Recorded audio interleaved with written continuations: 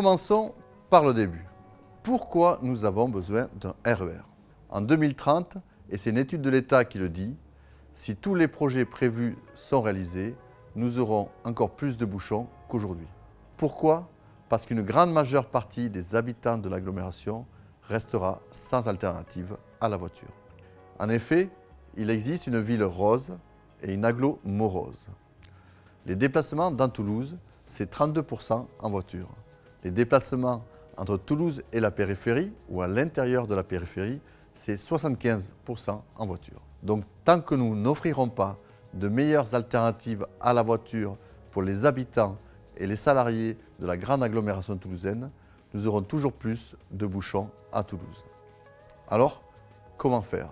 Aujourd'hui, c'est Tisséo qui gère les transports en commun pour un bassin de plus de 100 communes et d'1 million d'habitants. Pour le cœur d'agglomération, le métro, c'est super. Pour les autres, ce sont des bus, souvent pris dans les bouchons. Venir au centre-ville de Toulouse depuis une commune périphérique, par exemple Saint-Jory dans le nord, c'est souvent 1 heure en bus et en métro. Alors, réaliser un déplacement plus complexe, comme aller travailler à la Beige, c'est souvent quasi impossible avec le réseau Tisséo. L'offre transport en commun est encore plus réduite dès qu'on sort du périmètre de Tisséo. Pourtant, il existe un réseau ferroviaire sous-utilisé qui permettrait de se déplacer très rapidement dans toute l'agglomération toulousaine. Et c'est pour ça qu'il nous faut un RER.